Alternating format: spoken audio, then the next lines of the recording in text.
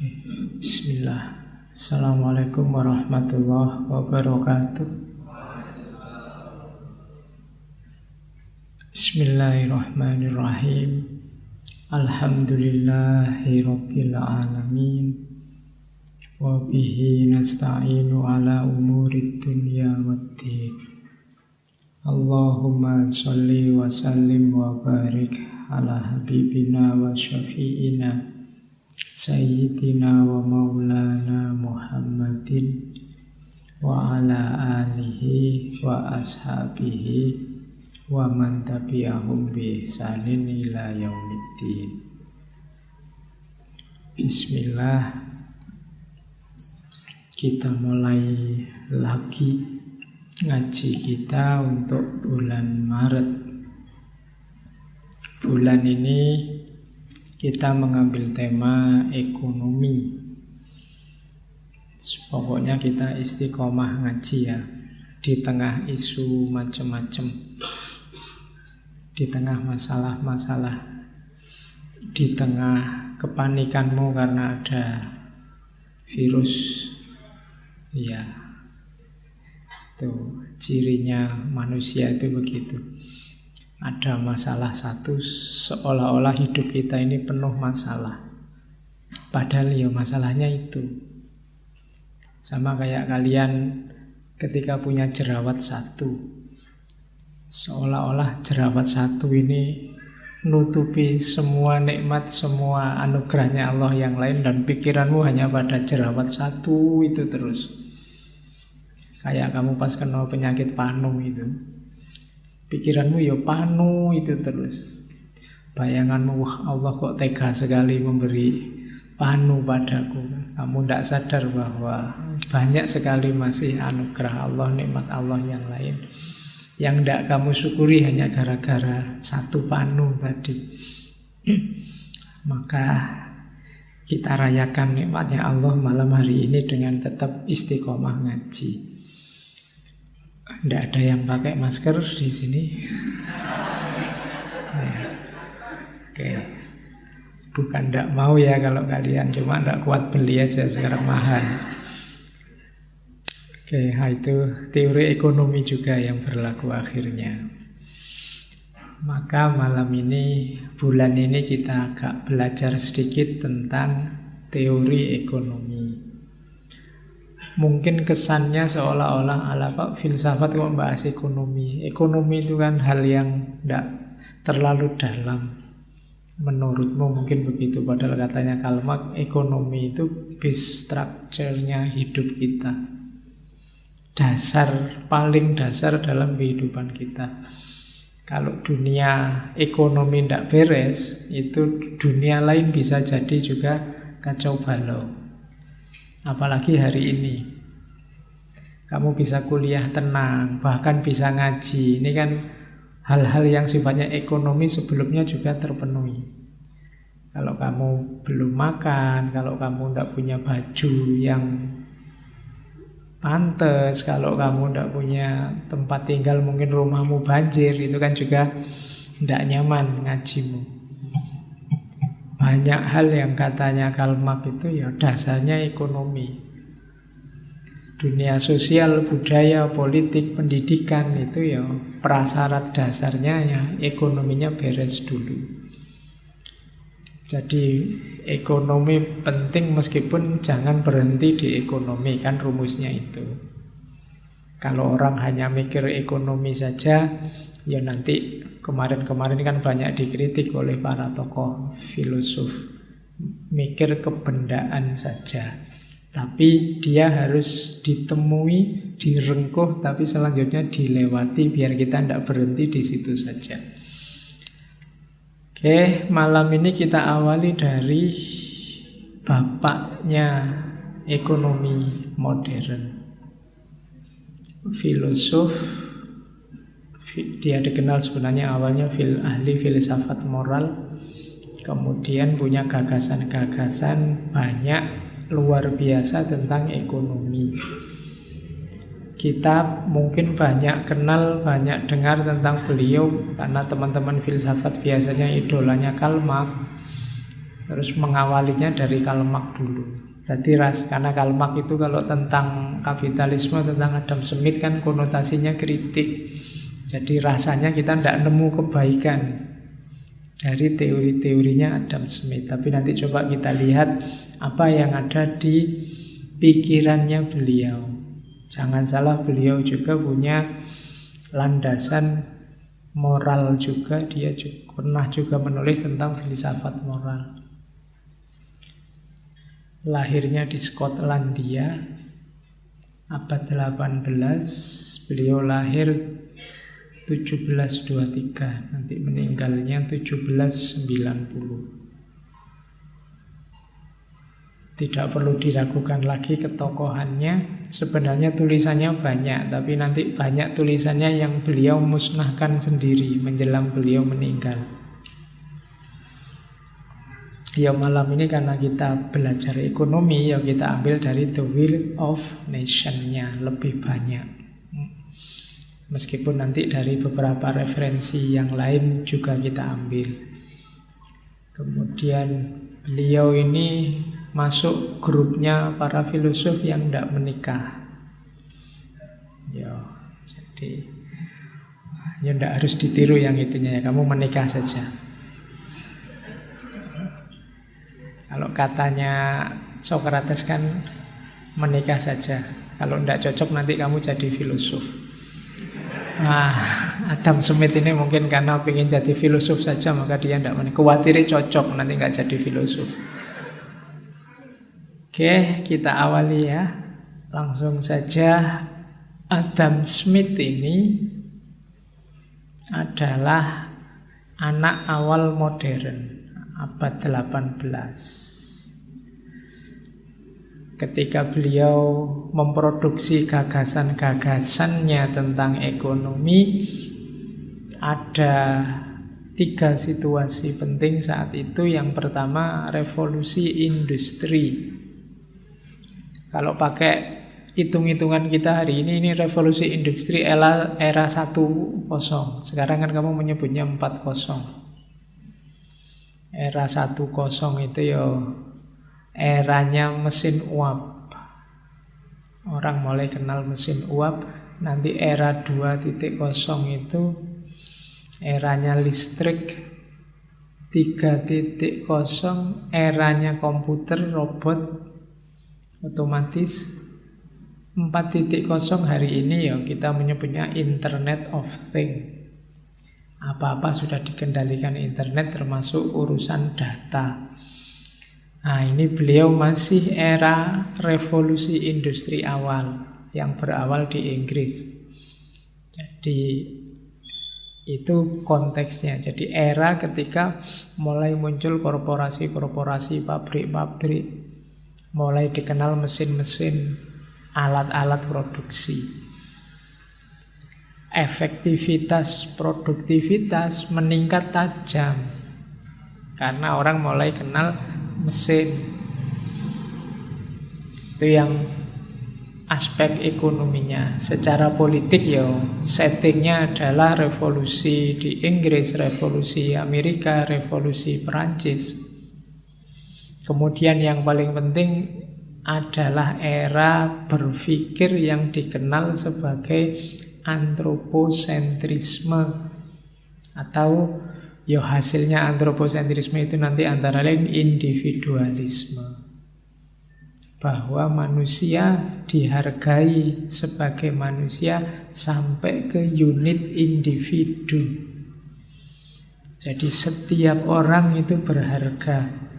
Setiap orang punya hak untuk berpikir sendiri, punya gagasan sendiri, punya cita-cita sendiri, mengekspresikan diri seperti yang dia inginkan. Nah, itu sebenarnya kan perkembangan dari era sebelumnya. Era sebelumnya itu kan era agama-agama besar yang cenderung teosentrisme. Pusatnya ada di Tuhan. Atau era kebelakang lagi sebelum teosentrisme, itu era Yunani, Romawi, itu nanti dikenal kosmosentrisme. Nah, orang modern itu terkenal antroposentris. Pusatnya peradaban, pusatnya alam itu ya manusia. Di antara buahnya antroposentris itu individualisme. Kalian sebagai manusia itu berharga sampai ke level individu. Nanti gagasan ini nanti dikenal sebagai humanisme modern. Nah, urean-urean semacam ini kalian boleh setback dulu ngaji-ngaji filsafat era-era awal. Saya langsung ke gagasan-gagasannya Adam Smith. Oke, yang pertama ini dulu. Ekonomi itu kan tindakan manusia, perilaku manusia. Menurut Adam Smith, motifnya perilaku itu paling tidak ada 6. Jadi tidak ada perilaku, tidak ada tindakan yang tidak ada motifnya. Selalu ada motifnya. Yang pertama apa? Self-love. Cinta diri. Berarti kepentingan diri. Apa yang kita lakukan paling tidak pertama-tama adalah apa yang kita inginkan. Berarti kita mewujudkan apa yang kita inginkan. Ini sebenarnya sebentuk self-love. Kenapa kamu ngaji? Mungkin jawaban paling banyak ya suka aja. Suka aja itu kan berarti kamu senang dengan ngaji, terus kamu wujudkan dengan tindakan berangkat ngaji. Ini sebentuk cinta pada diri sendiri. Jadi motif pertama tindakan itu biasanya karena self-love. Kenapa kok kamu duduk di pojok? Kenapa kamu milih di tengah saja biar tidak kelihatan? Kenapa kamu milih itu? Pasti karena pertimbangan-pertimbanganmu. Terus kamu wujudkan keinginanmu sehingga terjadi. Nah, itu berarti dasarnya ya cintamu pada dirimu. Ada yang kedua, simpati. Kalau ini tidak pertimbangan diriku, tapi pertimbangan pada orang lain. Ada juga loh manusia yang tindakannya karena mempertimbangkan orang lain. Namanya simpati. Misalnya kalian dapat duduknya di tengah. Sebenarnya kamu capek, silo, kamu pingin selonjor. Tapi terus kamu, kalau saya selonjor, temanku yang depan ketendang mesti. Sudahlah, meskipun aku ingin selonjor, tidak jadi selonjor biar temanku yang depan tidak kena tendang. Nah, itu kamu apa? Mempertimbangkan teman. Itu namanya simpati. Kamu ngantri minum di depan itu. Kamu mau ngambil, loh yo kok tinggal dikit kopinya ini. Kalau tak ambil terus habis. Ini di belakangku masih ada 3 orang ini. Ini kalau tak get tenang entek iki. Terus sudahlah aku setengah gelas saja. Nah, itu simpati namanya. Jadi tindakan yang mempertimbangkan situasi orang lain, tidak hanya dirimu. Nanti ada perilaku ekonomi yang juga semacam ini. Terus ada tindakan yang buah dari keinginanmu untuk bebas, keinginanmu untuk merdeka. Ya, banyak. Kadang-kadang kamu kuliah terus bolos. Itu mungkin karena keinginanmu untuk merdeka. Kuliah nanti susah pak, suruh pakai sepatu, suruh pakai baju, di sana tidak bisa macam-macam. Udahlah, tidak usah masuk aja, tidak apa-apa. Selama ini saya rajin, sekali-sekali bolos kan tidak apa-apa. Itu keinginan untuk bebas. Jadi banyak perilaku-perilaku kita biasanya dalam bentuk ingin keluar dari yang selama ini berjalan atau yang selama ini kamu ikuti. Itu juga motif dari tindakan. Terus ada juga yang sense of propriety. Jadi karena sopan santun. Jadi misalnya kamu lewat depan saya terus kamu agak bungkuk-bungkuk. Itu karena sense of, padahal saya juga tidak nyuruh begitu, tapi kamu tidak enak. Itu karena kamu punya sense ini, rasa sopan santun. Jadi tindakan, ya rasanya memang tujuannya apa, tidak penting juga, tidak ngefek apa-apa juga, tapi ya tidak enak. Jadi karena kepemilikan sopan santun ini biasanya dididik oleh lingkungan sekelilingnya. Kemudian motif juga ada yang memenuhi kebutuhan dengan cara bekerja sama dengan orang lain. Kalau tadi yang cinta diri tadi memenuhi kebutuhan yang bisa kamu penuhi sendiri. Tapi nanti ada memenuhi kebutuhan yang tidak terpenuhi kalau tidak ada orang lain. Biasanya terus dengan model barter. Entah barter apa dengan apa. Aku butuh untuk didengar, kamu butuh untuk mendengar. Ini kan barter. Meskipun ya tidak enak di aku, capek. Kamu tinggal dengerin. Tapi ini kita sama-sama butuh sebenarnya. Kamu sama dosenmu, kamu sama orang tuamu, kamu sama temenmu ikut panitia apa, pekerjaan apa. Itu kan kita saling butuh, saling barter. Jadi ada tindakan yang untuk memenuhi kebutuhan tapi membutuhkan keterlibatan orang lain. Jadi motifnya sama sebenarnya kayak self-love tapi butuh orang lain. Kemudian yang terakhir ada motif adalah mengejar cita-cita dan kepentingan secara bebas. Jadi kalau tadi kan ingin membebaskan diri, sifatnya freedom of. Kalau yang terakhir ini ingin melakukan sesuatu, sifatnya freedom for, bebas untuk. Kalau ini butuh kecerdasan, butuh kreativitas. Bebas dari lebih gampang. Tapi bebas untuk tidak bisa sembarangan. Kayak mahasiswa misalnya, silahkan kamu nyari judul makalah sendiri bebas. Itu kamu biasanya malah bingung. Enaknya apa ya Pak? Ada usulan enggak Pak? Kan mesti kamu gitu.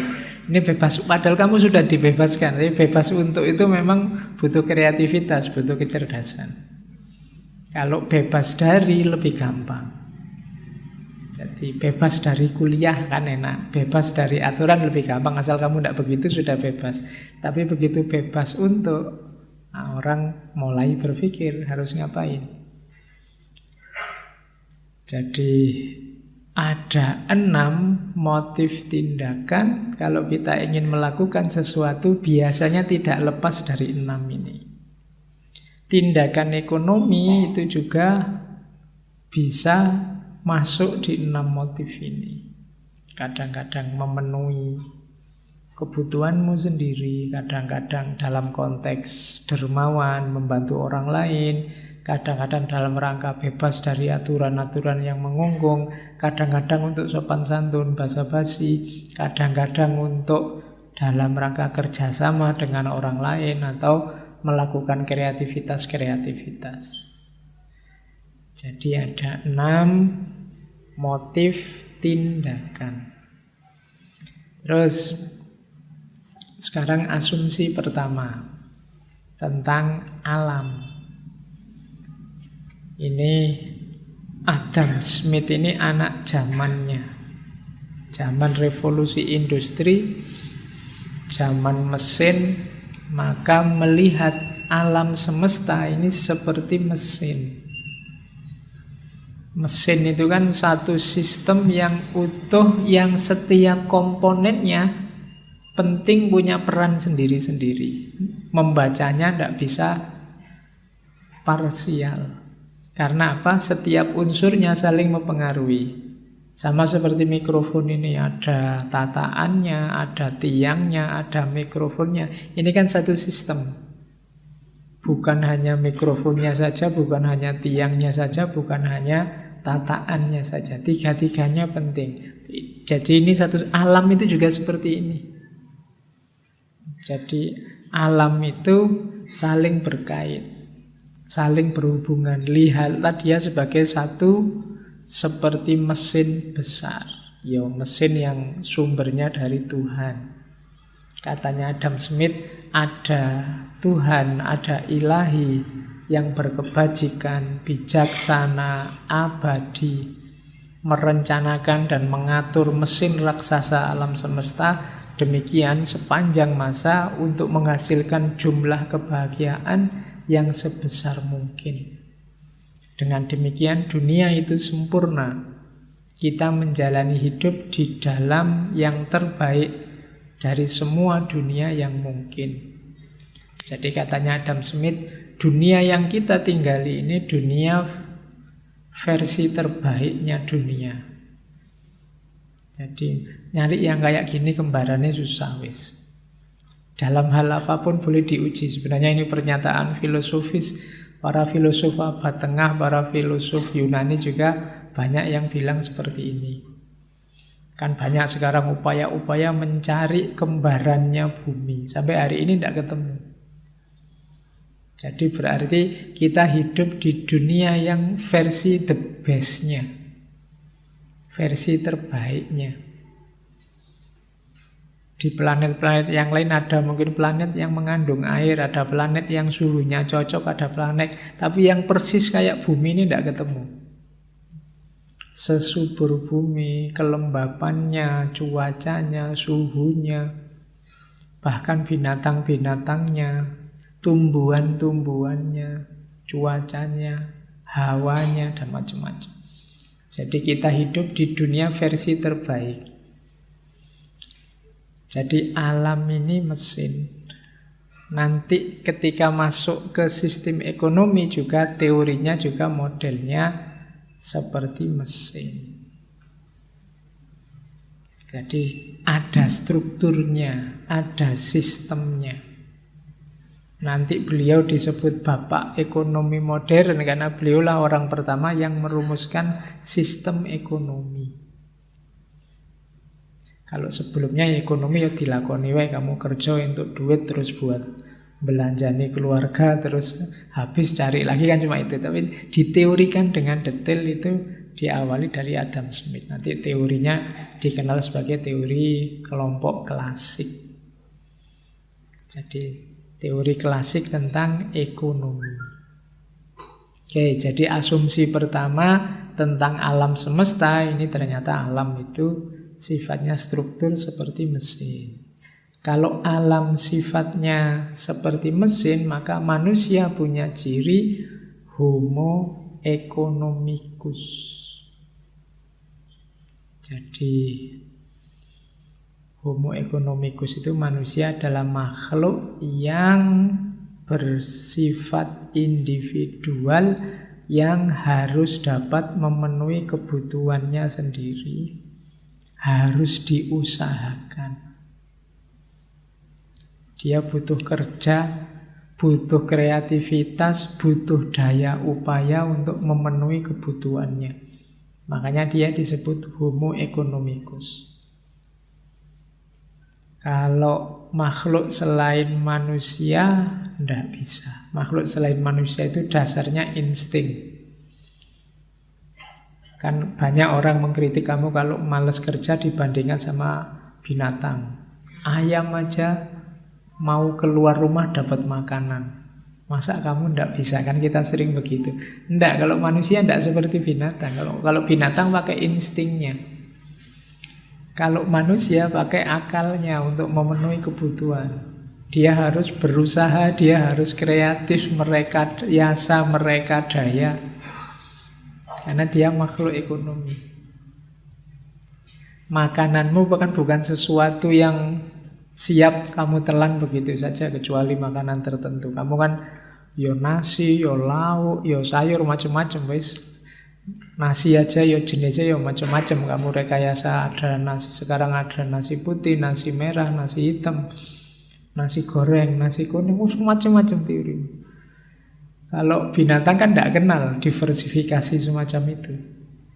Ayam itu ya beras, dikasih beras ya mau aja. Tiap hari dikasih beras juga mau. Dia tidak pernah protes.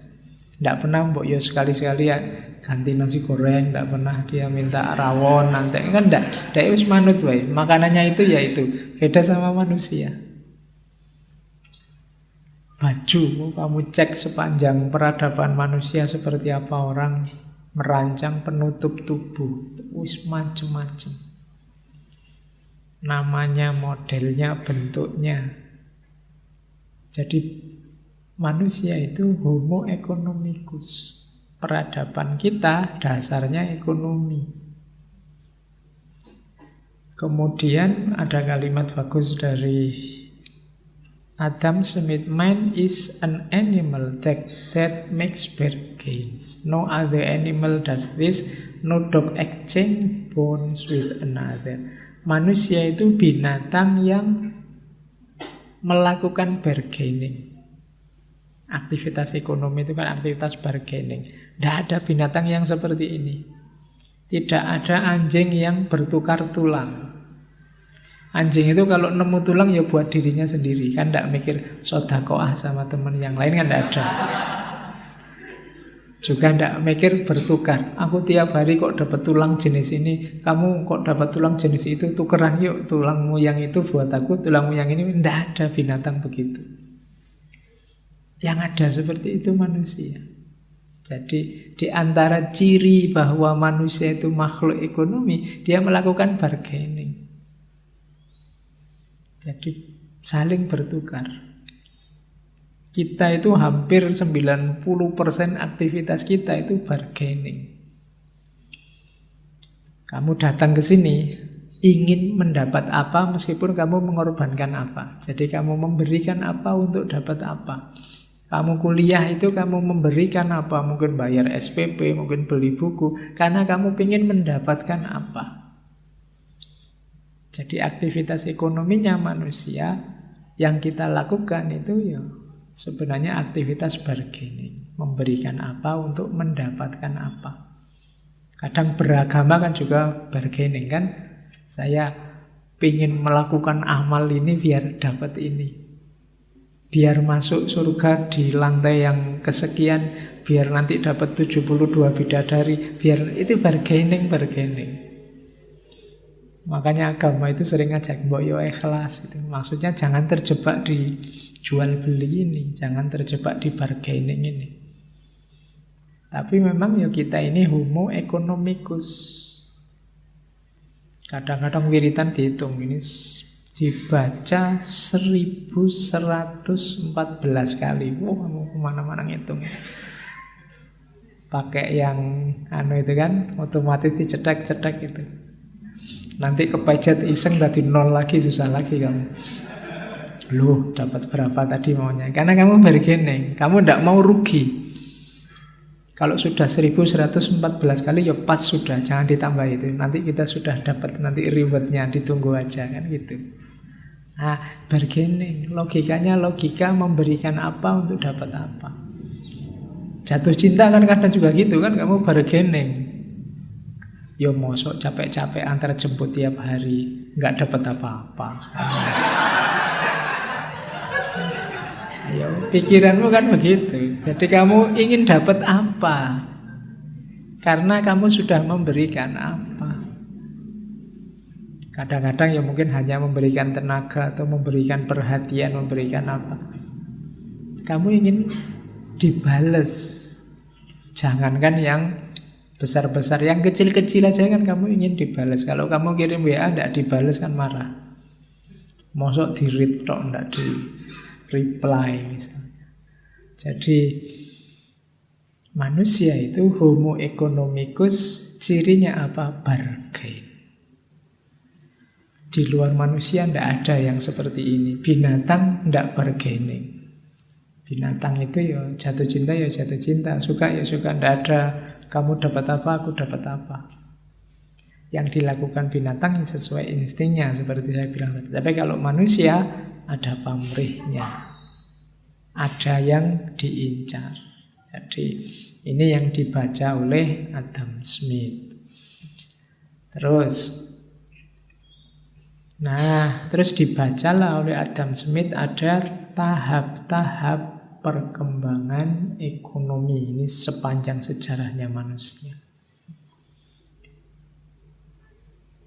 Ada masa berburu, ada masa bercocok tanam, berternak, atau nomadic agriculture, ada masa perdagangan, feudal farming, dan hari ini masa perindustrian, commercial interdependence. Masa perburuan zaman primitif dulu. Orang masih sederhana, masih belum ada transaksi-transaksi formal. Yang ada orang masih bergantung pada alam. Berburu dimakan, ambil buah dimakan, pokoknya hanya memenuhi kebutuhannya sederhana. Masyarakat primitif. Nanti naik satu level masyarakat petani, bercocok tanam. Kalau ini sudah menetap. Kalau yang pertama tadi masih nomaden. Di level 2 ini sudah menetap. Sudah mulai banyak kebutuhannya.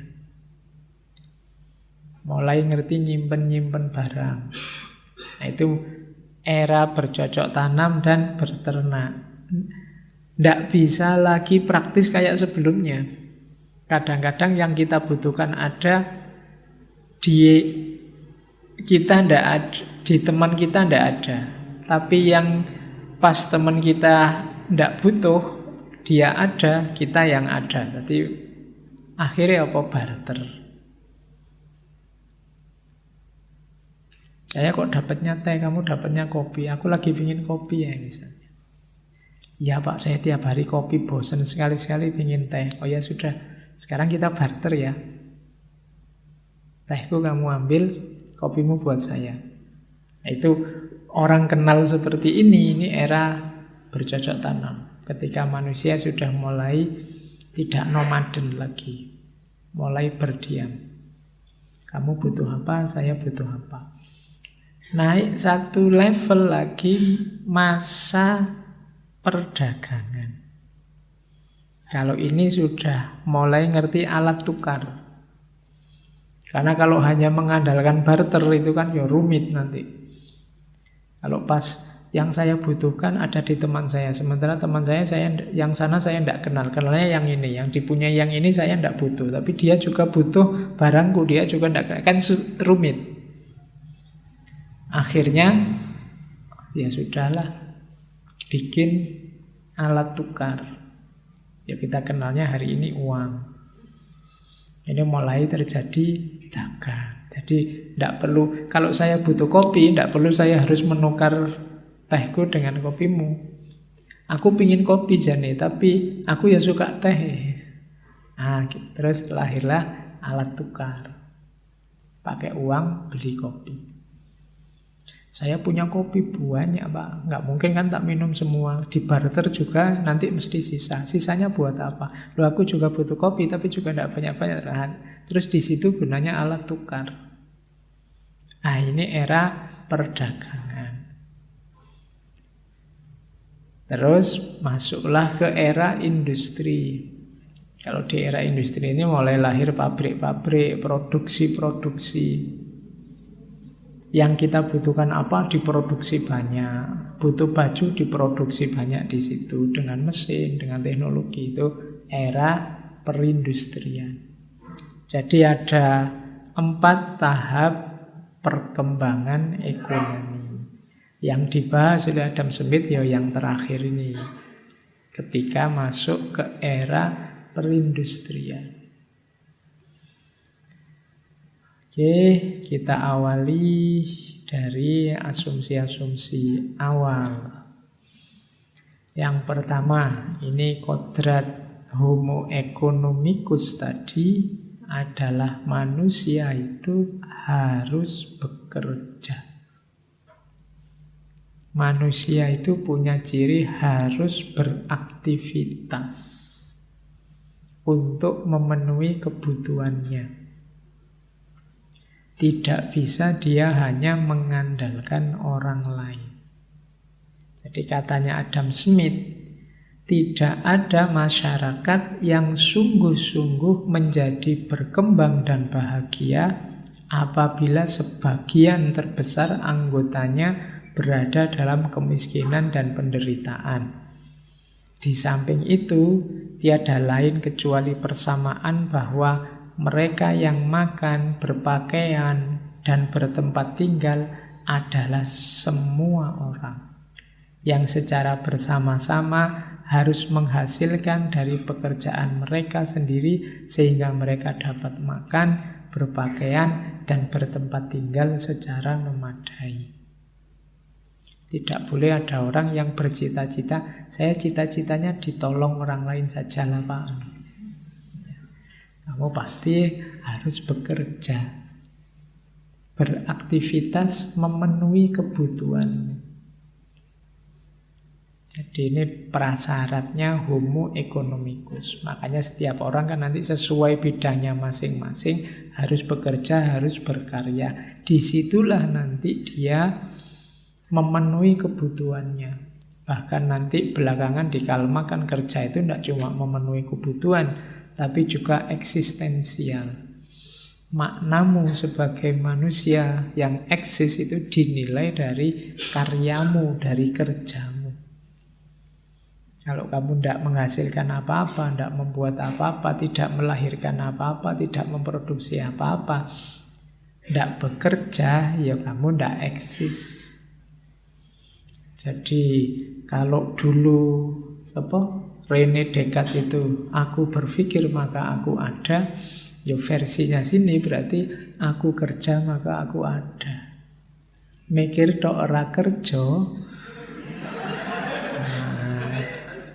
kan nanti kritikmu kan itu sekokean mikir ra kerja. Jadi ya harus bekerja karena disitulah kita menghasilkan sesuatu. Jadi dasarnya ini nanti ekonomi itu muter kalau orang mau bekerja lah. Kalau tidak ada yang mau kerja ya gimana bisa lahir dunia ekonomi. Kalau sufi semua pasrah saja sama Allah, kita tunggu. Ya, dunyane ra mlaku. Ya, harus ada yang bekerja. Jadi makanya kalimatnya keharusan bekerja. Jadi ini dasar yang pertama. Dasar yang kedua yang harus diingat, yaitu tentang hak milik.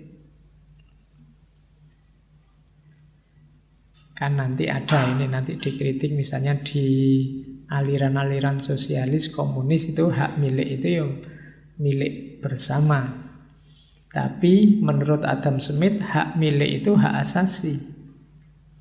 Harta yang dimiliki oleh setiap orang karena hasil kerjanya sendiri merupakan hak dasar dari semua hak yang lain. Sehingga hak milik tersebut sangat suci dan tidak dapat diganggu-gugat. Jadi kalau kamu berhak punya sesuatu. Lah kalau saya tidak punya apa-apa Pak, saya miskin. Katanya Adam Smith, harta milik seorang yang miskin adalah tenaga dan keterampilan tangannya. Maka melarang dia agar tidak menggunakan tenaga dan keterampilannya untuk adalah sesuatu yang melukai sesamanya, jelas-jelas merupakan pelanggaran atas hak milik yang sangat suci ini. Hal itu merupakan perwujudan pelanggaran hak atas kebebasan yang adil yang dimiliki buruh dan mungkin atas orang yang ingin mempekerjakan dia. Jadi kalau kamu punya apa-apa, ya itu hakmu.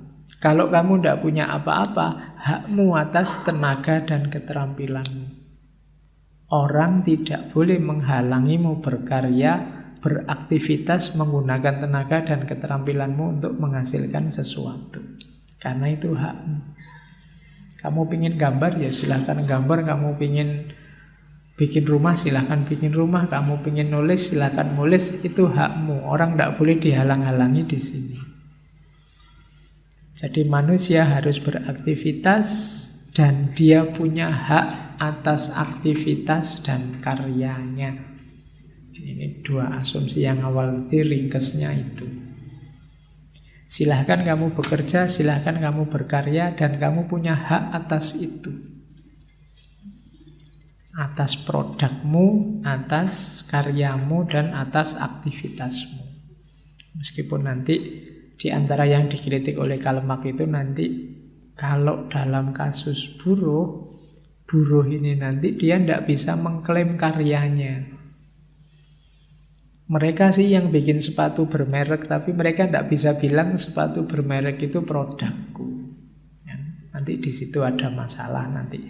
Tapi sementara di titik ini Adam Smith ingin menyatakan bahwa engkau punya hak milik dan juga engkau punya hak atas keterampilan dan tenagamu. Terus, nah, kalau kamu sudah mau kerja, sudah sadar hakmu, perhatikan perkembangan ekonomi. Ini mulai tentang ekonomi, dipengaruhi oleh dua hal yang paling utama. Yang pertama apa? Spesialisasi, pembagian kerja. Dalam kenyataan, kehidupan sehari-hari terdapat berbagai macam pekerjaan yang digeluti oleh orang yang berbeda-beda sehingga kebutuhan manusia dapat terpenuhi dengan baik. Nah, setiap orang punya keahlian pasti, punya bakat sesuai yang dia miliki. Itu namanya spesialisasi. Kamu keahlianmu apa? Itu perhatikan, karena itu aset nanti penting untuk roda ekonomi. Kamu bisanya apa? Jadi biasanya lahirnya ini dari tradisi, dari adat, dari kebiasaan, atau dari pendidikan. Kalian harus bisa membaca dirimu. Seandainya masuk ke peta pembagian kerja ini, spesialisasimu apa? Oke. Kenapa ini penting? Karena orang ngerti spesialisasinya, itu manfaatnya meningkatkan produktivitas. Kalau kamu tidak kenal dirimu, tidak ngerti spesialisasimu, atau perusahaan kok tidak kenal keahlian masing-masing karyawannya, ya dia bunuh diri. Harus ngerti spesialisasinya sendiri-sendiri, biar lebih produktif. Untuk menghasilkan laptop ini kan tidak satu orang terus dia bikin laptop sendiri, kan tidak. Ini melibatkan banyak orang. Karena melibatkan banyak orang, ya harus jelas orang ini, yang ini bisanya apa, yang ini bisanya apa. Mungkin yang satu ini ahli bikin softwarenya, yang ini cuma bagian casingnya saja, yang satunya lagi ngurusi kabelnya, yang satunya lagi ngertinya kelistrikannya, yang satunya mungkin ngopeni prosesor atau RAM-nya. Jadi ini hasil dari banyak orang, bukan hasil dari satu orang. Jangan dibayangkan laptop itu satu orang terus nyari plastik sendiri, terus nyari kaca sendiri, terus latihan programming sendiri. Nah, ini kerja banyak orang. Bajumu ini jangan dikira kerja satu orang, kerja banyak orang. Siapa yang memproduksi kainnya, siapa yang bikin desainnya, siapa yang jahit bajunya, siapa yang menjual. Ini hasil banyak orang. Kalau tidak ngerti division of labor bisa kacau. Ya kalau zaman dulu barter tidak butuh itu. Sekarang zaman industri harus jelas pembagian kerjanya. Ya kayak kalian bikin panitia itu kan melakukan division of labor. Oh, kamu bagian nerima tamu besok, kamu yang bagian peralatan, kamu yang bagian ini division of labor. Jangan hanya satu orang ngabehi semuanya dia. Dia yang ngurusi peralatan, yang nerima tamu, ya itu tidak efektif. Begitu enak-enaknya nerima tamu, soundnya bunyi, wih, akhirnya lari masuk manuis sound. Terus begitu soundnya belum selesai, tamu datang balik lagi ke sana. Terus ternyata di sana narasumbernya datang, terus lari nyambut narasumber. Terus itu ngabehi, tidak efektif, tidak jelas division of labor-nya. Kerja yang cerdas itu kerja yang ngerti spesialisasinya. Oke ya Kak, hari ini kan sering kelewat. Ini sebenarnya sederhana teorinya, tapi hari ini sering kelewatan. Kamu lihat di TV-TV itu, ini urusan apa sih? Yang ngomong kok orang itu? Orang itu spesialisasinya apa nyambung dengan yang dia omongkan? Itu kan kadang-kadang ada masalah seperti itu. Berarti apa? Tidak kenal division of labor, pembagiannya. Oke. Ya kayak saya misalnya, ya aku ngertiku filsafat. Makanya nyuwun sewu panitia yang ngundang saya kok disuruh ngomong fikih. Wallahu a'lam bishawab. Ya, jangan tanya saya hukumnya ini apa Ustaz. Anunya, loh aku ndak ngerti-ngertiku filsafat. Nah, kamu juga harus sadar begitu. Jangan besok misalnya kamu jadi dosen apa jadi pembicara, ya kamu kenali dirimu, spesialisasimu apa. Jangan mentang-mentang ada yang undang mbok iyani kabeh. Nanti kamu bunuh diri. Jadi kayak saya jangan ditanya dalile. Pak Faiz ngaji kayak gitu dalilnya mana? Aku ngertiku filsafat. Tanya di ustadz yang lain yang spesifikasinya tafsir. Nanti ada ustadz yang spesifikasinya fikih, nanti ada ustadz yang spesialisasinya tasawuf. Kamu juga harus ngerti pembidangannya. Oke, jangan semuanya dikomentari, semuanya mbok nyanyi yo mengacaukan dunia nanti. Biarkan ahlinya yang ngomong. Mungkin di bidang filsafat saya ngerti, tapi di fikih saya awam. Nanti di urusan matematika aku awam. Kemarin ngomong Sain, Newton, ya harus dilewati bagian fisika, bagian kimianya. Aku kurang ngerti. Jadi ngertinya ya bagian filosofinya. Ya termasuk Adam Smith ini kan garis besarnya saja, bukan detail teori ekonominya. Yang lebih spesial, ngerti detailnya teman-teman dari ekonomi. Ini kita ambil filosofi-filosofi dasarnya saja. Jadi tidak masuk detail. Kalau masuk detail nanti aku disuruh ngajar di Fakultas Ekonomi. Puyeng lagi nanti masalah. Ya kalau kamu sakit aja kan berobat kan juga milih. Kalau pas pilek ya dokter THT. Kalau pas gigi sakit dokter gigi kan nggak ngawur. Kan ada dokter umum Pak. Ya dokter umum kan kalau pas kamu nggak punya duit. Spesialis kan kalau pas duitmu mahal itu kan kamu keren. Spesialis kan ngerti yang ahlinya.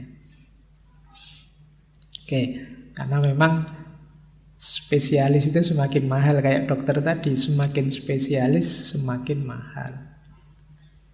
Ada ahli jantung, itu kan mahal. Nanti ahli jantung kiri lebih mahal lagi. Nanti ahli jantung kanan lebih mahal lagi kan gitu. Lebih spesialis. Oke. Nah, ketika division of labor ini jelas, ya produktivitas meningkat. Jadi dari sini nanti ekonomi, pendapatan juga semakin meningkat. Kalau produksi meningkat kan pendapatan juga meningkat. Oke, katanya Adam Smith, manusia dengan bakat masing-masing, dengan kecerdasan yang beda-beda dapat saling memberikan keuntungan satu sama lain. Hal ini tidak terjadi pada hewan. Kalau hewan tidak kenal division of labor, setiap hewan ya sesuai podo kabeh keahlian rata karena dia andalannya insting, tidak kayak manusia. Tidak kenal pembagian kerja, hanya manusia yang ngerti pembagian kerja. Kalau kamu lihat bebek tidak ada, oh ini bebek yang ahli renang, kalau yang ini bebek yang ahli lari, ini bebek tidak ada ya. Kalau bebek rata. Tapi kalau manusia ada beda-beda sesuai bakatnya. Jadi kunci pertama perkembangan ekonomi itu manusianya. Ini sebenarnya mengkritik aliran sebelumnya. Kalau sebelumnya ada namanya merkantilisme, nanti kita bahas sebentar. Kemudian ada aliran fisiokrat. Kalau fisiokrat itu kuncinya bukan manusia dan kerjanya, tapi sumber daya alamnya. Misalnya sawah untuk petani, tanah. Nah, itu lebih penting ini. Kalau kita punya banyak tanah, punya sawah yang luas. Nah, ini namanya fisiokrat, modal fisiknya.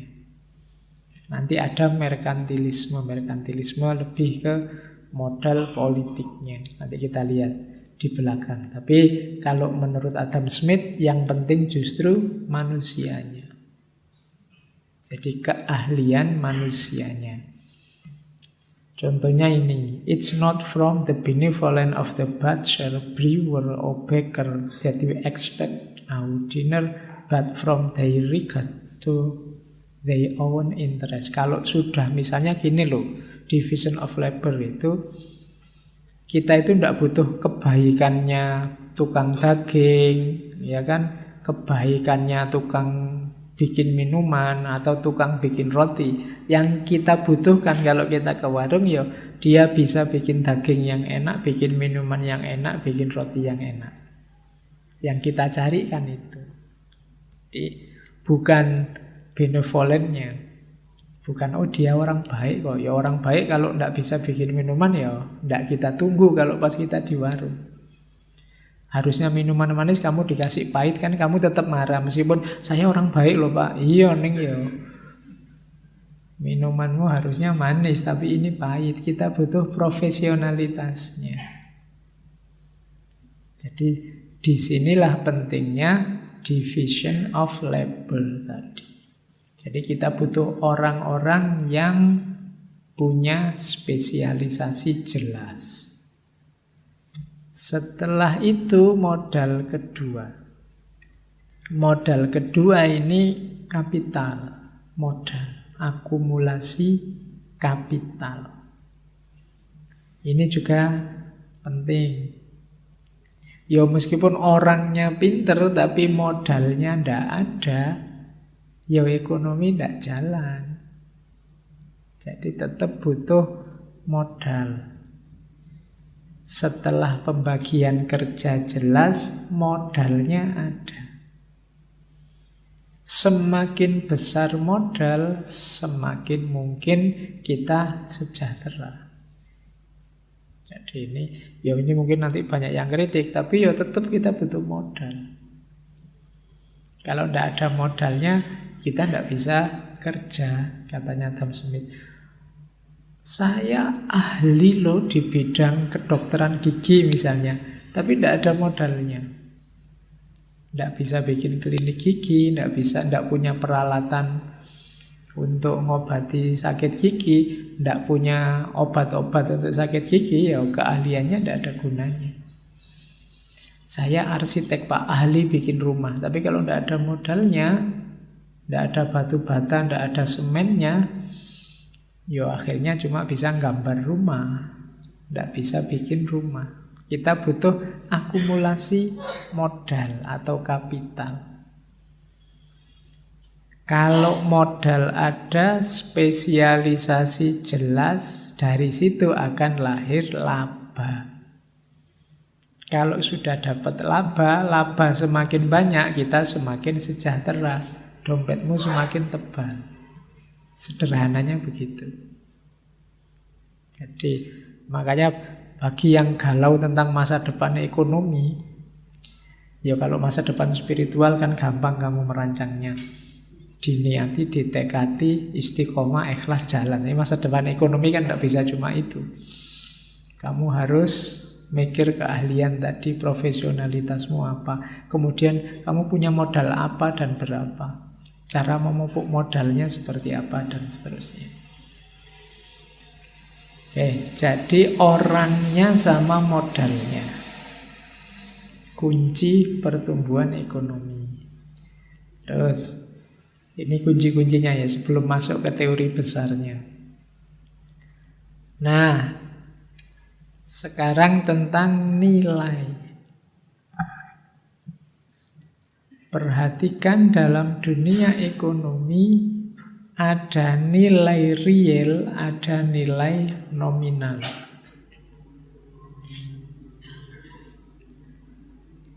Kalau nilai real itu ya sesuai dengan kerjanya, sesuai dengan modalnya.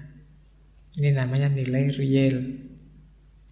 Kenapa yang spesialis tadi mahal? Yo Modalnya juga mahal, obatnya juga mahal, kuliahnya juga mahal, ilmunya juga mahal. Makanya bayarnya mahal, itu namanya nilai real. Tapi ada nilai nominal. Kalau nilai nominal ini tidak semata-mata tadi modal sama spesialisnya, tapi juga ada hubungannya dengan permintaan dan penawaran. Lah kok sekarang misalnya biaya ke dokter gigi tidak mahal lagi? Iya, karena sudah banyak dokter gigi sekarang. Di mana-mana ada dokter gigi. Akhirnya harga turun. Kenapa? Alternatifnya banyak. Jadi itu antara permintaan dan penawarannya mempengaruhi. Nah, harga yang berubah karena permintaan dan penawaran ini namanya nilai nominal. Jadi nilai nominal itu hubungannya dengan lingkungan sekelilingnya. Dia dibutuhkan atau tidak, banyak tidak yang butuh. Kalau yang real sesuai dengan barangnya, modalnya, kerjanya. Itu namanya nilai real kalau dalam ekonomi. Kamu pinter, saya lulus kuplot loh Pak. Itu kan realnya kamu itu berharga. Tapi begitu keluar, oh ternyata yang kuplot banyak sekarang. Jadi meskipun kamu kumlot berharga, tapi karena banyak yang lain, ya hargamu bisa turun separuh. Kenapa? Itu namanya nilai nominal. Alah, kalau nyari kayak kamu di luar banyak, sekarang nganggur semua sama kayak kamu. Nah, ini nilai nominal namanya. Permintaan dan penawarannya tidak imbang. Ijazahmu kamu bawa kemana-mana, orang menggeleng semua. Sampai tunggal mas koyong ini. Nah itu berarti kamu permintaannya tidak banyak, pasarnya tidak terlalu butuh. Meskipun realnya mungkin kamu sangat berharga, nilaimu AA semua, IP-mu 4, sekian mungkin, tapi tidak banyak yang butuh. Jadi itu nilai nominal. Mungkin realnya tidak terlalu penting, realnya tidak terlalu mahal, tapi karena permintaannya tinggi, dia jadi mahal. Ya kayak masker tadi. Biasanya cuma 2-3 ribu, sekarang bisa mahal. Kenapa? Semua orang nyari. Itu karena apa? Permintaan. Mungkin nggak karena ada yang nimbun ya, karena semua orang sekarang nyari masker. Setiap orang nyimpennya tidak 1-2 masker kan, sak kotak semua. Sementara satu kios ya selama ini nyimpennya cuma sak kotak, ya mesti entek. Yang parno-parno itu kan borongi, iya, masker di mana-mana. Akhirnya antara supply and demand-nya tidak imbang, harganya naik. Jadi itu namanya nilai nominal, padahal realnya ya tetap itu murah. Itu kan sama kayak tisu yang kamu punya di rumah itu, diformat dalam bentuk masker, makanya murah. Tapi karena permintaannya sangat tinggi, dia jadi mahal. Oke, jadi itu nanti penting untuk membahas teori ekonominya. Jadi ada nilai real, ada nilai nominal. Terus mulai masuk ke teori sekarang. Nah, Adam Smith nanti mempopulerkan lagi satu prinsip namanya laissez-faire. Kalimat lengkapnya laissez-faire, laissez-passer. Jadi laissez-faire itu makna harafiahnya biarkan terjadi, dari bahasa Perancis. Ini sebelumnya dipakai satu aliran namanya aliran fisiokrat. Jadi laissez-faire ini pandangan yang menyatakan bahwa pemerintah jangan terlalu campur tangan urusan ekonomi, jangan terlalu ngatur ekonomi.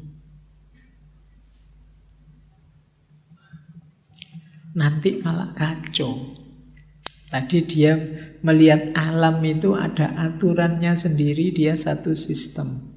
Kalau sering-sering diintervensi nanti malah kacau, ritmenya jadi rusak. Biarkan saja jalan, biarkan lewat. Ini namanya prinsip laissez-faire. Jadi pemerintah jangan terlalu usil ngurusi dunia ekonomi. Nanti kalau diintervensi terus tidak jadi. Harusnya ini sudah bangkrut, diintervensi diselamat-selamatkan nggak jadi bangkrut. Yang ini harusnya sudah kaya tidak jadi kaya karena terus jadi tidak seimbang malahan, katanya Adam Smith. Biarkan saja jalan secara natural, secara alami. Yang modalnya tidak kuat, spesialisasinya tidak canggih, pengelolaannya tidak bagus, ya mesti aja nanti runtuh. Yang dipilih orang-orang yang tidak kompeten menjalankan perusahaan, ya logikanya jatuh. Tapi kadang-kadang bisa tidak kalau pemerintahnya intervensi. Maka penting ditegaskan di awal prinsip laissez-faire tadi. Pemerintah jangan ikut campur tangan. Tugasnya pemerintah cuma ini loh, katanya Adam Smith. Pemerintah itu fokus saja pada yang pertama, pertahanan dan keamanan. Ngurusi gimana caranya negara aman, nggak diserang asing, sehingga orang berekonomi secara nyaman. Itu saja. Yang pertama itu. Jadi kalau negara kok ndak aman, ndak nyaman, ditinggali, itu pemerintah yang harus dituntut tanggung jawab. Tugas utamanya itu. Kemudian menjamin keadilan, kedamaian dalam dan luar negeri. Jadi tidak boleh ada ketidakadilan, harus fair. Itu pemerintah yang ngawasi. Yang ketiga, mempersiapkan public work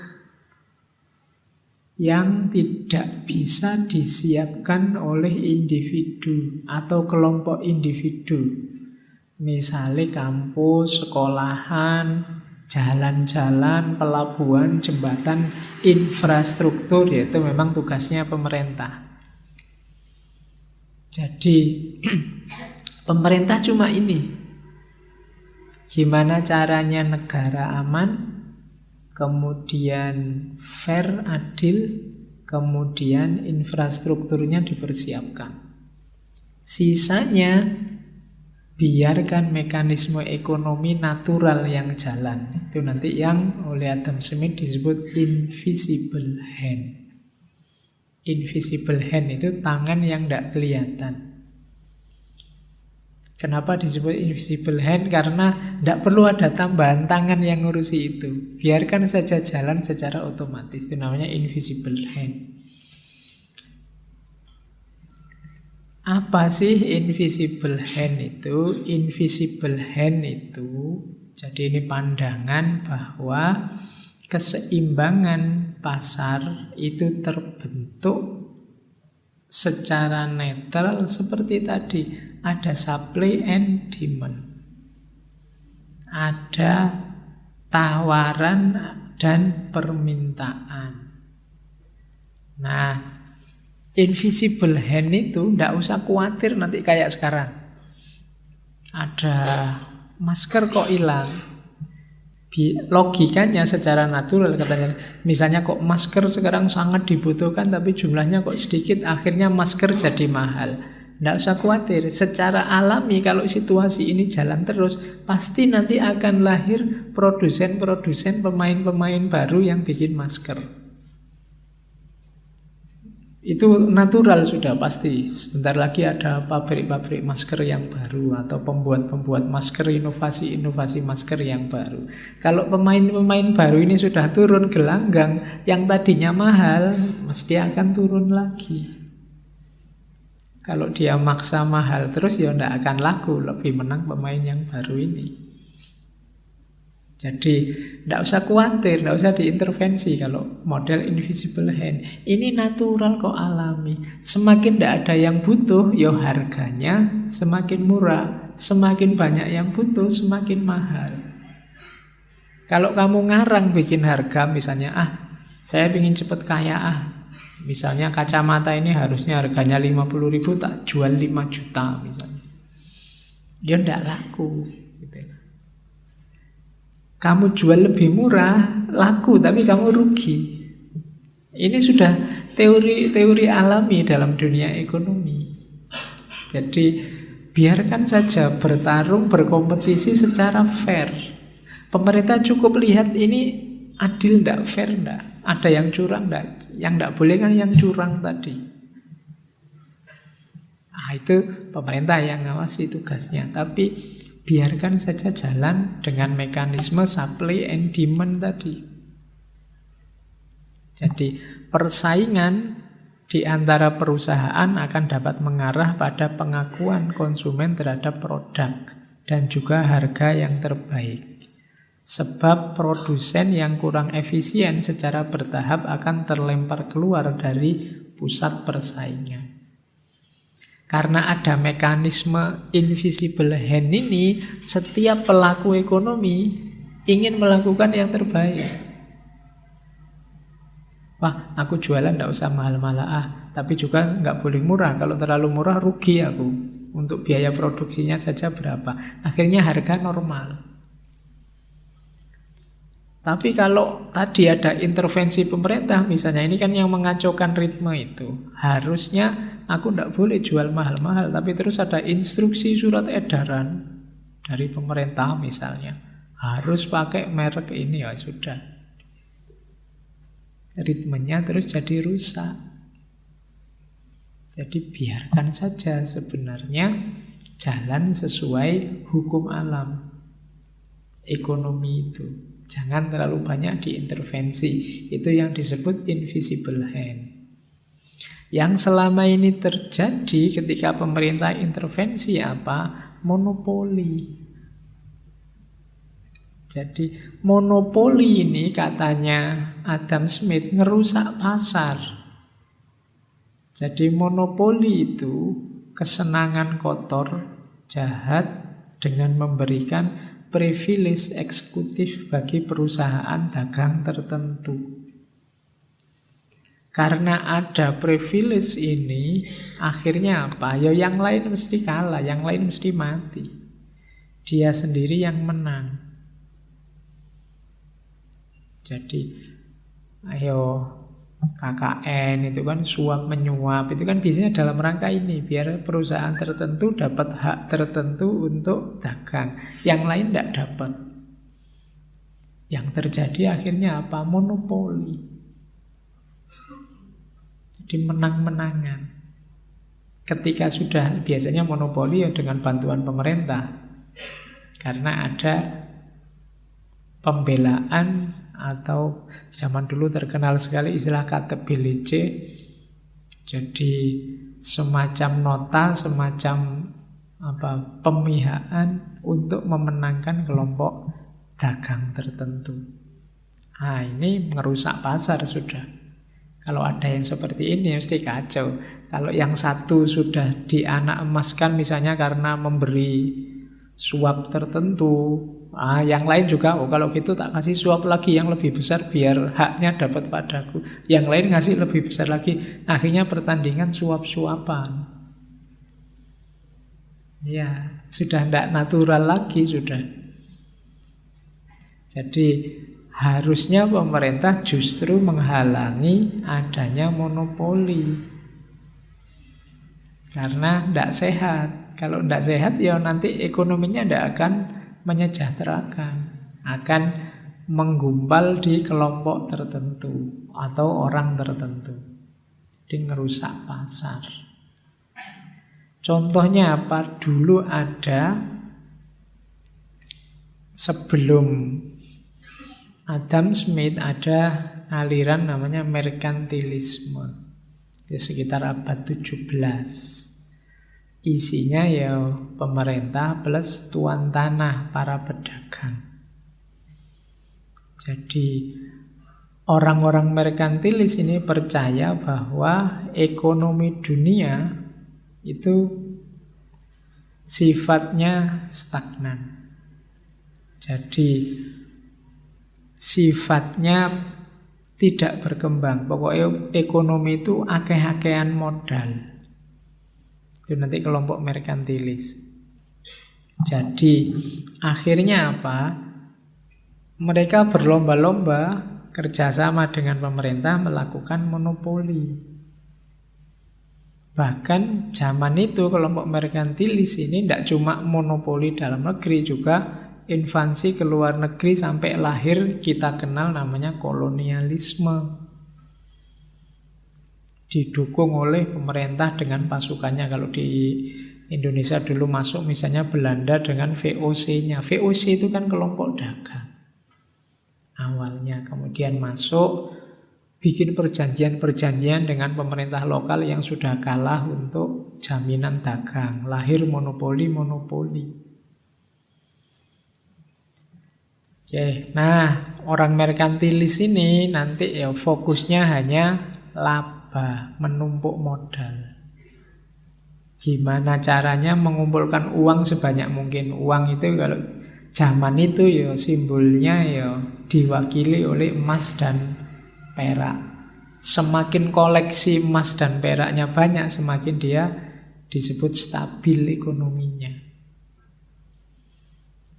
Jadi lahirnya apa merkantilisme ini zaman dulu ya kita kenal, termasuk Indonesia jadi korbannya kolonialisme. Jadi orang-orang yang ingin menginvasi negara lain untuk melakukan monopoli-monopoli dagang. Nah, ini yang dikritik oleh Adam Smith. Problemnya ternyata adalah monopoli, intervensi yang tidak sehat. Padahal kalau dijalankan natural saja bisa jadi ya seimbang perkembangan ekonominya. Oke, nah akhirnya kita kenal ini. Sistem yang dirancang tadi, yang tanpa intervensi pemerintah, yang titik tekannya adalah division of labor dan akumulasi modal, kapital dengan dasar tadi kebebasan, lahirnya ini. Kita menyebutnya kapitalisme. Jadi kapitalisme itu variabelnya ada paling tidak 5. Yang pertama, private ownership. Private ownership itu kepemilikan pribadi. Boleh harta kekayaan itu dimiliki secara pribadi di level apapun. Itu cirinya kapitalis. Yang kedua, profit motive. Profit motive itu aktivitas-aktivitas ekonomi dijalankan untuk mencari keuntungan saja. Sah. Jadi tadi kan yang slide paling awal tadi tentang motif tindakan, itu kan ada 6 tadi. 6 itu kan semua arahnya untuk kita mencari keuntungan. Jadi profit motif. Kemudian yang ketiga, market ekonomi. Market ekonomi itu ekonomi pasar. Kalau ada orang bilang, sudahlah serahkan saja pada mekanisme pasar. Itu market ekonomi. Kalau memang orang butuh, biar mereka beli. Kalau tidak butuh, ya biar tidak usah beli. Itu market ekonomi. Biarkan pasar yang menilai. Itu bagus atau tidak, dibutuhkan atau tidak. Tidak perlu intervensi-intervensi dari pemerintah misalnya. Harus ini, harus itu, jangan ini, jangan itu, tidak usahlah. Biarkan pasarnya sendiri yang menentukan dia butuh itu apa tidak. Itu namanya market ekonomi. Terus kompetisi. Kompetisi itu berarti ya bersaing saja secara sehat. Pak, saya mau dagang ini Pak, tapi kok sudah banyak yang dagang. Tidak apa-apa, kalau kamu nunggu yang belum ada dagang ya tidak ada. Semuanya sudah ada. Kompetisi aja secara sehat. Bikin strategi-strategi penjualan yang bagus. Karena memang tidak mungkin kamu masuk gelanggang pasar yang tidak ada kompetisi. Yang kamu single fighter main dewe itu rauno. Pingin jago sendiri kan. Kadang-kadang saya sering ketemu teman itu, Pak saya pingin wira swasta, pingin dagang apa gitu loh Pak. Tapi saya lihat di tempat saya itu apa-apa sudah ada ya Pak. Lah kalau kamu nyari yang tidak ada nggak jadi dagang. Sekarang apa yang tidak ada semuanya juga ada. Harus siap kompetisi. Jadi apalagi sekarang online itu apa wae ono. Kamu sumpek enak-enak jualan buku, ada yang baca. Nah, itu kan gimana ini caranya ya? Nah, itu berarti ada yang tidak adil. Kalau urusan yang tidak adil, pemerintah boleh intervensi. Harusnya kompetisi berjalan secara fair. Kemudian free enterprise. Enterprise itu ranah wilayah budaya. Jadi ada kebebasan, tidak terlalu banyak aturan yang mengikat. Jadi kapitalisme itu berarti private ownership, kemudian profit motive, kemudian market ekonomi, kompetisi, dan free enterprise. Nah, kemarin kan kita banyak mengkritisi kapitalisme, ya silahkan kamu kritisi 5 unsur itu kalau mau dikritisi. Apa iya sih orang itu boleh memiliki apa saja asal mampu? Kalau memang dalam jangkauan, misalkan ada orang itu biasanya tambah kaya kan semakin kaya. Karena apa? Semakin kamu kaya kan modalmu semakin besar. Semakin bisa membayari ahli-ahli. Akhirnya kamu menang terus, semakin besar, semakin besar. Nah ini boleh tidak kamu sebesar-besarnya, sekuat-kuatnya, karena yang lain mesti kalah. Nah, itu yang sering dikritik terhadap kapitalisme. Apa ya orang itu boleh memiliki apapun tanpa batas asal dia sendiri bisa menjangkaunya. Kemudian profit motif. Motifnya untuk nyari keuntungan. Apa ya sih aktivitas ekonomi itu hanya nyari keuntungan saja? Apa hidup kita itu memang ingin nyari untung saja? Nah, itu nanti problem juga. Market ekonomi juga begitu. Apa yo pasar itu selalu rasional. Kalau pas ada yang main kayak hari ini gimana? Belum lagi kompetisi, belum lagi free enterprise. Jadi inilah model ekonomi yang kita kenal sebagai kapitalisme. Terus, nah ini nyawa teorinya. Ini agak pelan-pelan ini. Kalau susu-susu kamu keliwatan. Inilah nanti economic growth, pertumbuhan ekonomi dari seorang Adam Smith.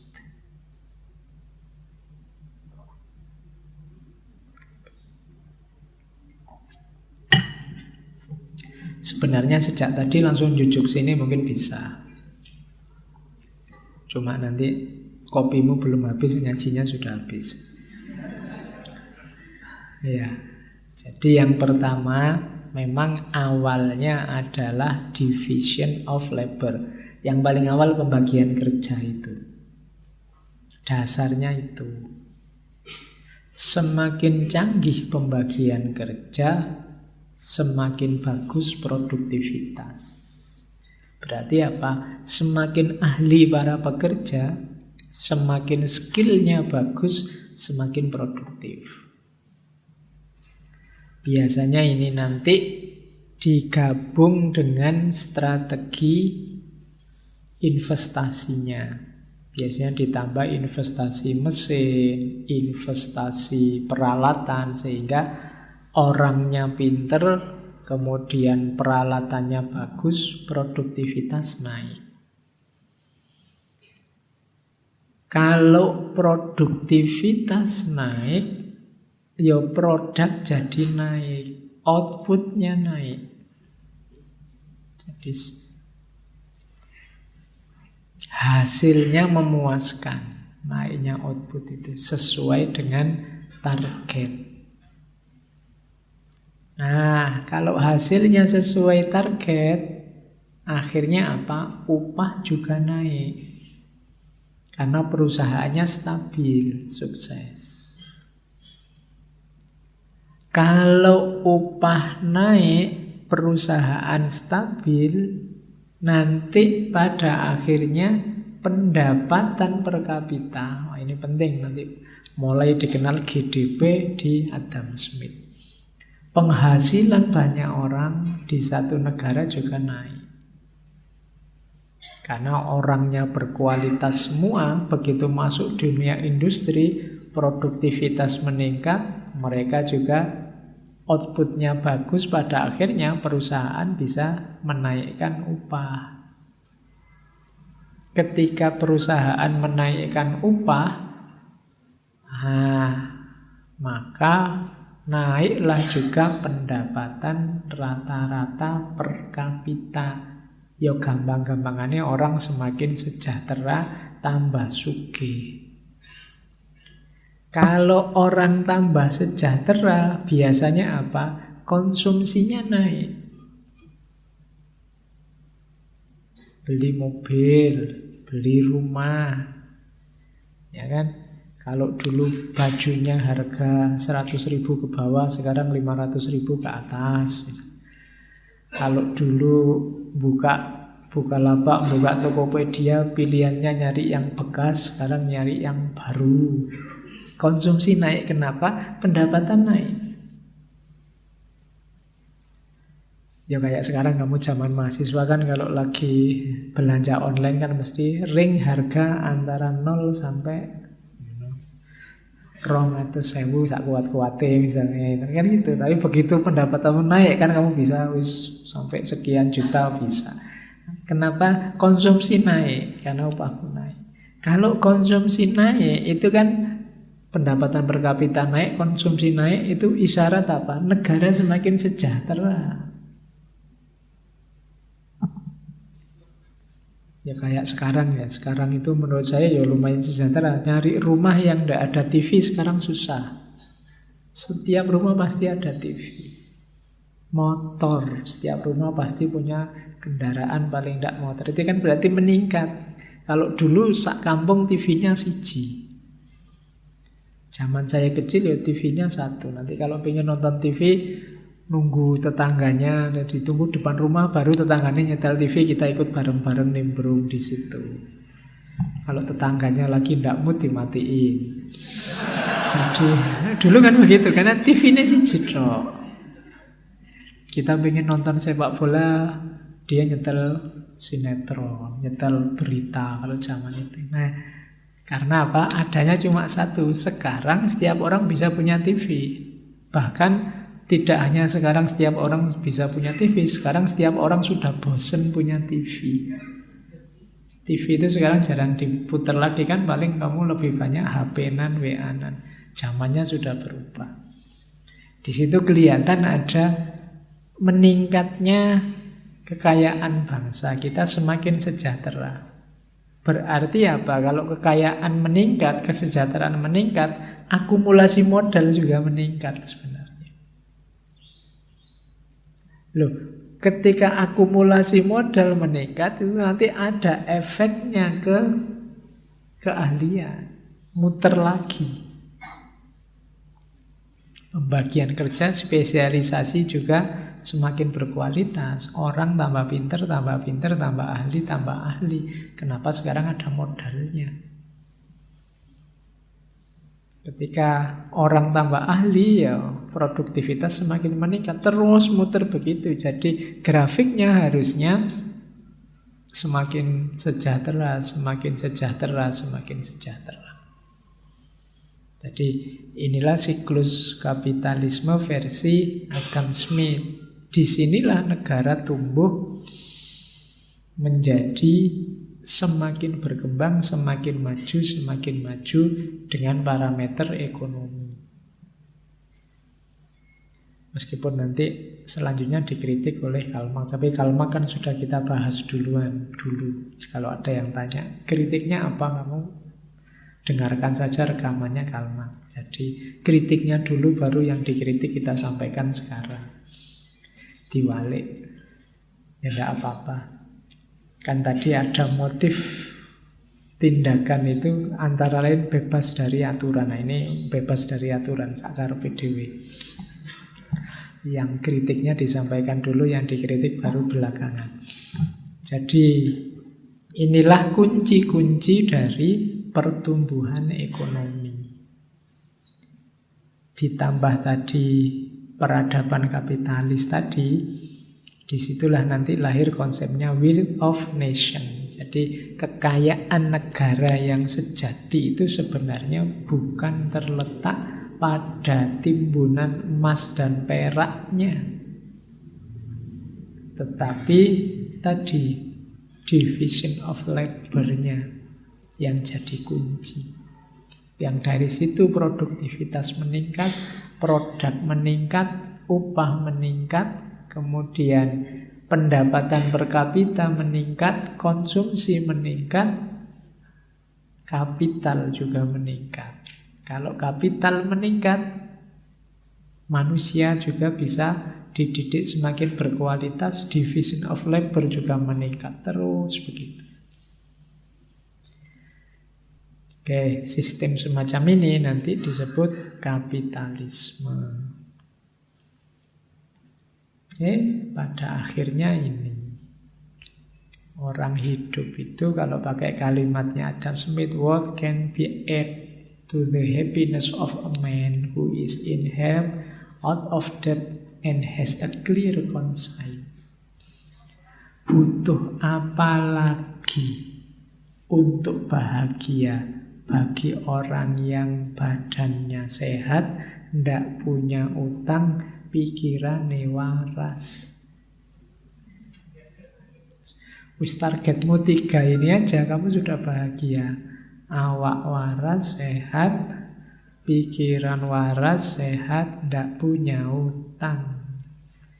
Itu sudah makmur, sudah. Kebahagiaan ada di sini. Yang bikin kamu ndak bisa tidur kan, kamu tidak sehat secara fisik, atau kamu tidak sehat secara psikis, stres, dan punya utang. Nah, pokoknya kamu tidak bisa tidur kalau ada 3 ini. Kalau badanmu sakit, akalmu sakit, atau kamu punya utang. Jadi banyak filosof merumuskan kebahagiaan secara rumit, jelimet. Kalau Adam Smith, pokoknya bahagia itu awak waras, pikiran waras, tidak punya utang. Nah, itu puncaknya kebahagiaan. Jadi ya antara lain tadi ya. Berarti kalau pakai strateginya Adam Smith, buat dirimu jadi seorang yang berkualitas. Kuncinya nanti di situ sebenarnya. Oke, ada lagi quote bagus. The real tragedy of the poor is the poverty of their aspiration. Jadi tragedi yang sebenarnya bagi orang-orang miskin, orang-orang yang mengenaskan hidupnya adalah bukan kemiskinan harta sebenarnya, tapi the poverty of their aspiration. Kemiskinan aspirasi. Tidak kreatif, tidak punya ide, tidak punya gagasan. Sudah miskin kok pasrah, kan gitu, basa kasare ngomong. Mbok yo kalau sedang tidak sejahtera itu berjuang gitu loh. Jangan pasrah, itu the poverty of aspiration. Yang mengenaskan justru ini. Jadi the real tragedy of the poor. Tragedi yang sebenarnya adalah kemiskinan aspirasi. Kamu tidak mau bergerak, tidak mau kreatif, tidak bisa punya ide gagasan yang baru untuk keluar dari situasimu yang mengenaskan. Justru itu. Kadang-kadang memang dalam hidup kita terjebak dalam kemiskinan, terpaksa banyak kesulitan dalam hidup. Tidak masalah itu. Tapi masalahnya adalah kamu mau bangkit kreatif dan punya gagasan untuk keluar dari masalahmu. Tidak. Kalau tidak, ya justru masalahnya di situ. Itu maunya Adam Smith. Terus The first thing you have to know is yourself. Kalau ini sangat filosofis. Saya ambil quote ini biar kamu ngerti ya, Adam Smith ya filosof. Hal pertama yang harus kamu tahu, kamu kenali adalah dirimu sendiri. Ini kan juga dalam rangka membentuk manusia berkualitas yang spesialis tadi. A man who knows himself can step outside himself and watch his own reaction like an observer. Ini sebenarnya dalil untuk muhasabah versinya Adam Smith. Yang harus kamu kenali adalah dirimu sendiri yang pertama. Tidak usah mikir orang lain dulu, kenali dulu dirimu. Kenapa? Karena kalau engkau kenal dirimu, kamu bisa mengambil jarak sebentar dari dirimu untuk mengamati dirimu. Kamu ini sudah cocok apa belum? Sudah berkualitas apa belum? Kamu sudah sesuai dengan yang kamu inginkan apa belum? Kalau kamu tidak kenal dirimu, ya kamu tidak bisa. Kalau kamu tidak kenal dirimu, kamu tidak ngerti kamu bisa lebih baik apa tidak, bisa meningkat apa tidak, bisa lebih sukses apa tidak. Wong kamu tidak ngerti kamu sedang ada di mana dalam situasi apa. Maka pertama-tama kenalilah dirimu sendiri justru. The first thing you have to know is yourself. Kemudian ini salah satu prinsip juga, hati-hati dalam dunia ekonomi. Kita kadang-kadang kelihatan tega, tapi tega itu ya natural. Kenapa? Mercy to the guilty is cruelty to the innocent.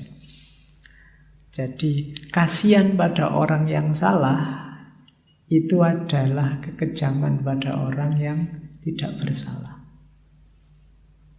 Kadang-kadang kan kita ini kasihan pada teman, kasihan ya Pak, dia akhirnya tidak lulus. Loh iya, dia memang harus tidak lulus di kelas ini. Kenapa? Dia tidak pernah masuk, tugas juga tidak ngumpul. Kalau saya kasihan pada dia, kemudian tak luluskan saja, aku tidak adil pada yang kemarin rajin, kemarin bikin tugas. Aku kejam pada mereka yang tekun. Jadi sayang pada yang salah itu berarti kekejaman pada yang tidak salah. Oke, sama kayak rapat kok nunggu temenmu yang tidak datang-datang, padahal yang lain sudah banyak yang datang. Kamu harus lebih sayang pada yang sudah datang duluan daripada yang tidak datang-datang. Kadang-kadang kan karena ada yang nggak datang-datang terus kita tunggu ya yang belum datang. Loh, kita sayang pada yang belum datang tapi tidak sayang pada yang sudah datang. Akhirnya dia harus nunggu.